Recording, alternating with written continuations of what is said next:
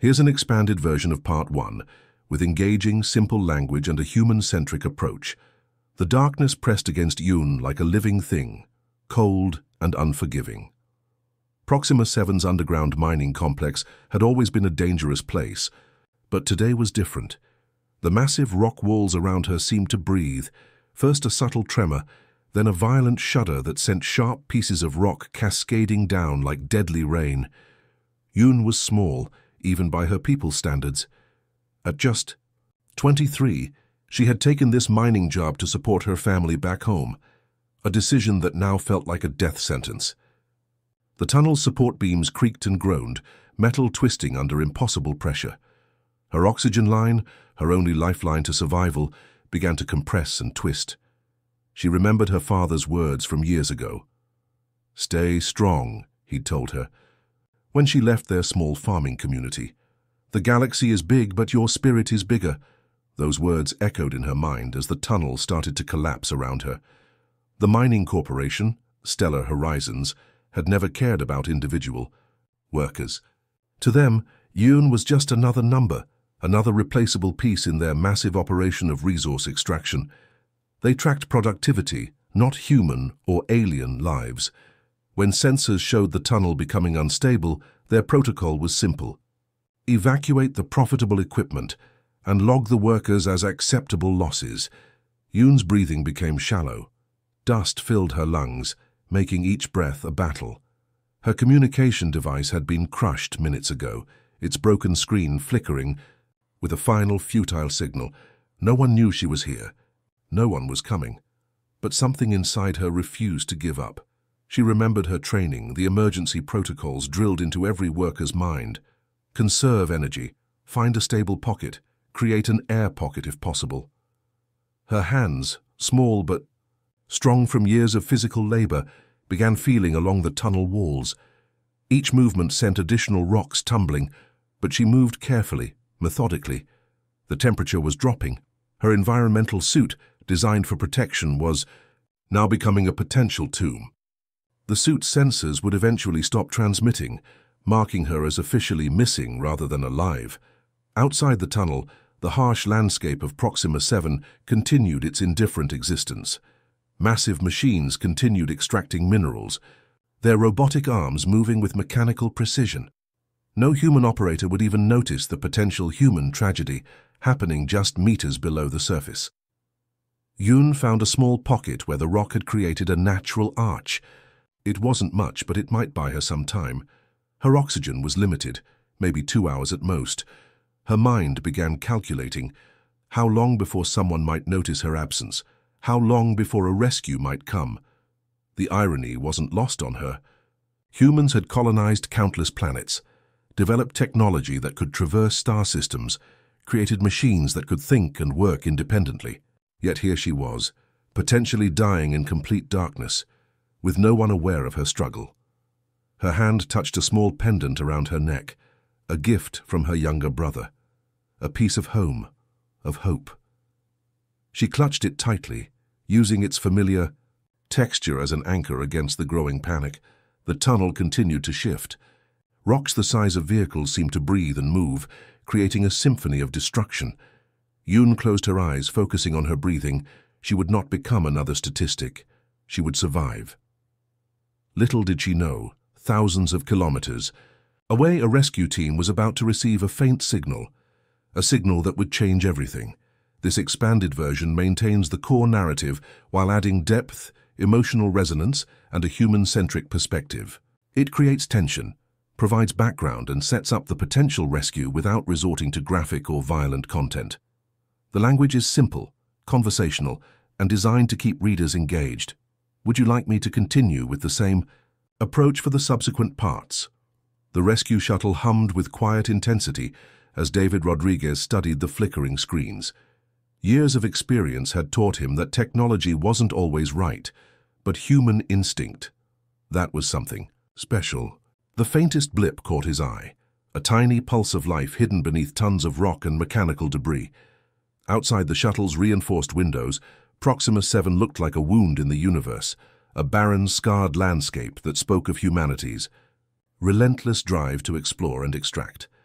Mining colonies weren't pretty, but they were necessary. People back home needed resources, and someone had to do the hard work of getting them. "I've got something," David said quietly, his voice cutting through the low hum of the ship's systems. His team, a mix of rescue specialists, medical experts, and geological engineers, moved closer. They'd seen countless false alarms, but something about this signal felt different. Kai, the team's senior geological expert, leaned in. His hands, weathered from years of fieldwork, traced the digital readout. "It's weird," he muttered. "This signal shouldn't be possible." The tunnel collapse was total. Nothing living could survive that. But David knew better. He'd been on too many rescue missions to doubt the possibility of survival. Each mission was a reminder that life was resilient, that hope could exist in the most impossible places. The team's communication specialist, Yuki, started running additional scans. Her fingers danced across multiple screens, pulling in data from satellite imaging, ground-penetrating radar, and emergency frequency monitors. "It's definitely a living biosignature," she confirmed. "Weak, but definitely there." David's mind raced. Rescue missions were expensive. Corporate protocols often dictated that resources weren't worth risking for a potentially dead worker. But David had never been one to follow those cold, calculated rules. To him, every life mattered. He thought about his own family, generations of rescue workers who believed that no one should be left behind. His grandfather had been a firefighter, his mother a search and rescue specialist. Giving up was never an option in their world. The shuttle's interior was a mix of high-tech equipment and personal touches, photos of families, small trinkets from previous missions, patches from successful rescues. Each told a story of human connection and hope. "Prep the nano-stabilization suits," David ordered. These weren't standard-issue equipment. They were experimental technology that could temporarily reinforce unstable geological structures. Each suit cost more than most workers earned in a year, but David knew they might be the only chance of survival. Kai looked concerned. "The tunnel's structural integrity is compromised. We're talking about a rescue that has less than a 20% chance of success." His words hung in the air, a professional assessment that would have stopped most rescue attempts. But David had already made his decision. "Get ready," he said simply. "We're going in." The team moved with practiced efficiency. Years of training showed in every movement, each person knowing exactly what to do, how to prepare, how to support each other. This wasn't just a job. This was a mission. As they prepared to descend, David thought about the unknown worker waiting beneath tons of rock. Someone's daughter, someone's friend, a person with hopes, dreams, a life waiting to be lived. Corporate reports would see a number, a statistic. He saw a human being. The shuttle's external lights cut through the dusty atmosphere of Proxima 7, illuminating a landscape that looked more like a wound than a workplace. Massive mining equipment stood silent, like prehistoric monsters frozen. "In time." "Approach vector calculated," Yuki announced, "preparing for descent." David's hand touched a small photo attached to his control panel, a picture of his parents, both rescue workers, who had taught him that every life was worth saving. This mission was more than a job. It was a promise. The rescue was about to begin. "Would you like me to continue with the same approach for the subsequent parts?" The descent into darkness was like entering another world.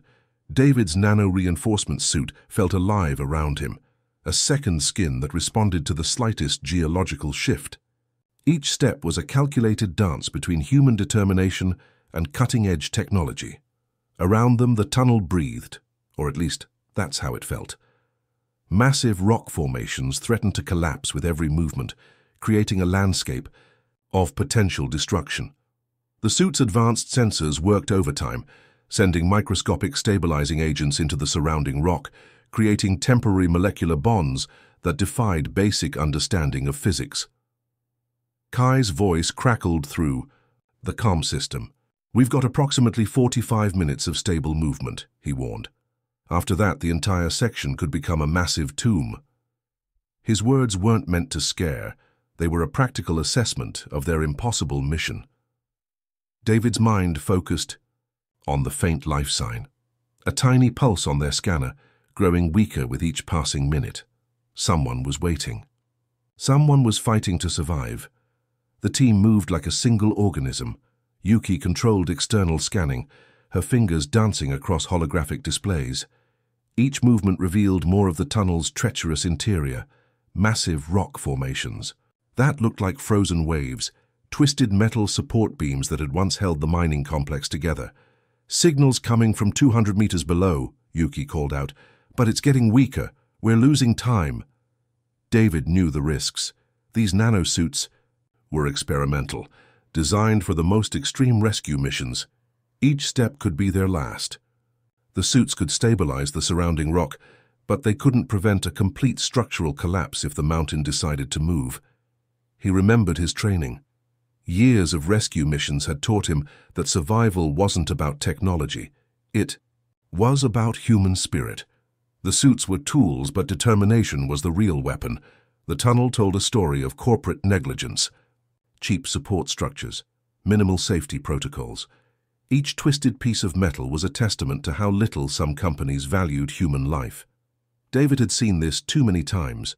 Workers treated as replaceable parts in a massive machine of resource extraction. Suddenly, a massive tremor shook the tunnel. Rocks the size of vehicles began to shift.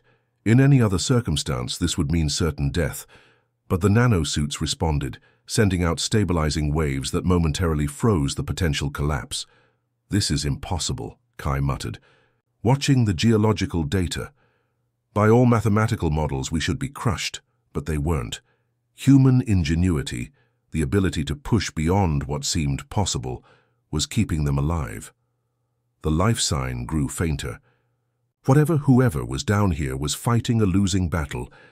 David felt a personal connection to this unknown worker. Someone's child, someone's hope, a life waiting to be saved. Each step became a negotiation with the mountain. The suits worked overtime, creating temporary miracles of structural integrity. Physics suggested destruction, but human determination wrote a different story. "100 meters," Yuki called out. "Signals critical." David's breathing remained steady. Years of training had taught him that panic was the real enemy.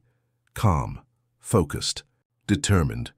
The tunnel around them looked like a nightmare landscape, twisted metal, crushed rock, the remnants of human industrial ambition. But they kept moving, one step then another, fighting against impossible odds. They were close now, so close to something that defied all expectations. A rescue that shouldn't be possible, a life that refused to give up. The mountain held its breath. The rescue continued. "Would you like me to continue with the same approach for the subsequent parts?" The moment stretched like an eternity. 15 meters beneath solid rock, David's helmet lights cut through absolute darkness, revealing a scene that seemed impossible. Hoon looked impossibly small, her body curled into a protective ball, her alien physiology fighting a losing battle against crushing darkness and depleting oxygen. His medical training kicked in instantly. Years of interstellar rescue missions had prepared him for the unexpected. But something about this moment felt different. This wasn't just a rescue, this was a confrontation with the very limits of survival. The specialized medical kit opened with a soft hiss. Each component was designed for multi-species emergency treatment, a testament to human medical innovation. Adaptive nanoinjectors, universal respiratory stabilizers, cellular regeneration compounds, technology that represented decades of scientific progress. Yu Yun's breathing was shallow, her respiratory system struggling under conditions that would have killed most species instantly. Her environmental suit, once a protection, now seemed like a fragile shell ready to collapse. David could see her life force, a delicate pulse, flickering like a candle in a hurricane. "Stay with me," he whispered, though he knew she might not understand his words. Language didn't matter in moments like these. Survival was a universal communication. The first injection went in precisely. Nanoagents began reconstructing her cellular structure, fighting against oxygen deprivation and physical trauma. It was like watching a complex dance, human technology, negotiating with alien biology. Kai's voice crackled through the communication system. "We've got maybe 10 minutes before total structural collapse," he warned. But David was already working, his movements calm and calculated. Each second was a battle.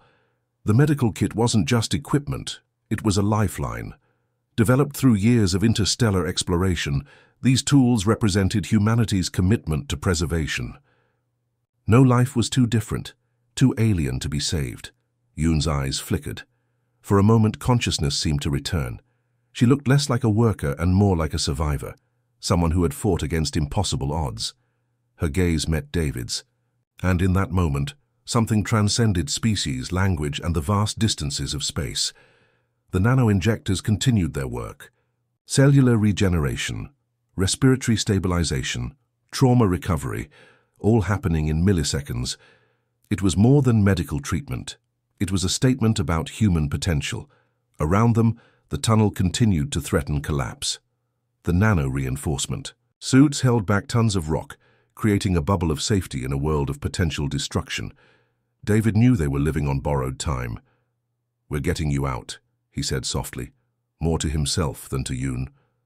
His hands moved with practiced precision, adjusting medical parameters, monitoring her vital signs. Slowly, impossibly, Yoon's body began to stabilize.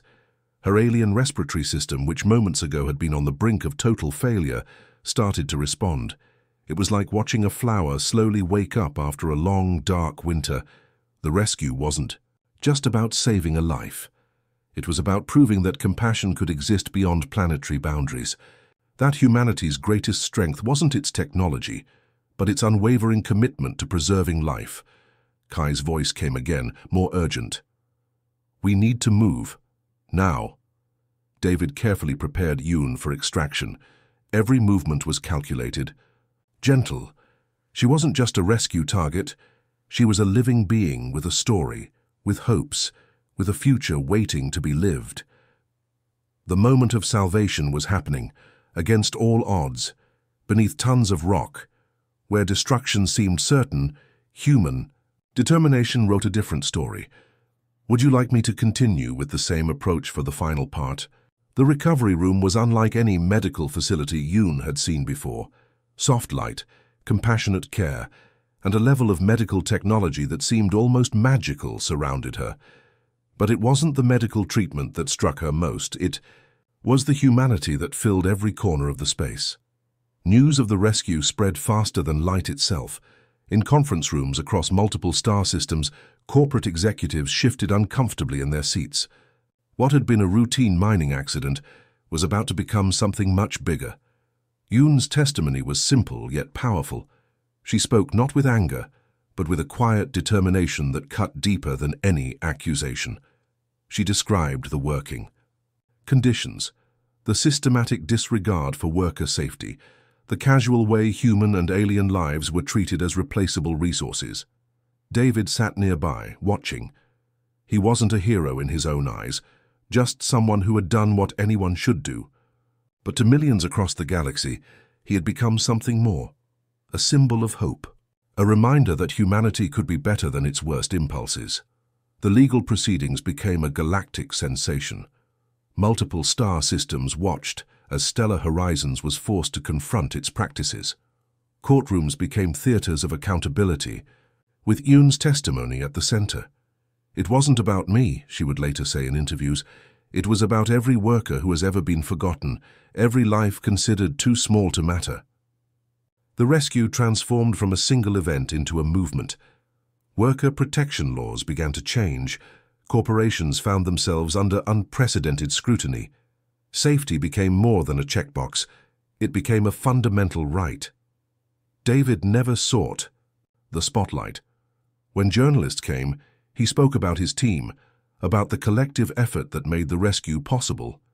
He talked about his family's history of rescue work, about the simple human responsibility to protect life. But the impact went deeper than legal changes. Something fundamental had shifted in how different species viewed each other. The rescue became a story of hope, of connection that transcended biological differences. Yoon recovered fully, her alien physiology proving more resilient than anyone had expected. She became an advocate, traveling to different star systems, sharing her story. Her small frame belied an enormous spirit, a living testament to survival. The nanotechnology used in her rescue became a breakthrough. Medical researchers studied every aspect of the mission, developing new protocols for multi-species emergency treatment. What had been a desperate rescue became a scientific milestone. Corporate boardrooms changed. Risk assessments now included human cost, not just financial calculations. Workers, human and alien, found themselves with new protections, new rights. David continued his rescue work, though he never sought recognition. To him, this was simply what people should do: save lives, protect the vulnerable, stand up against systems that treated life as a commodity. The story spread across communication networks, told and retold. A rescue beneath tons of rock became a narrative about something larger: the potential of compassion, the power of individual action. In universities, in training centers, in discussions across different worlds, people talked about the rescue, not as a singular event, but as a turning point, a moment when humanity showed its true potential. Yoon would later write a book. Beneath the Rock, she called it. It wasn't just her story, it was a story about hope, about resilience, about the incredible connections that can happen when we see each other's humanity. The rescue had changed everything. What began as a desperate mission beneath a mining tunnel had become a galactic movement, a reminder that life, in all its complex, beautiful variations, was worth saving. And at the center of it all, a simple truth: sometimes saving one life can change everything. Would you like me to refine or adjust any part of the narrative?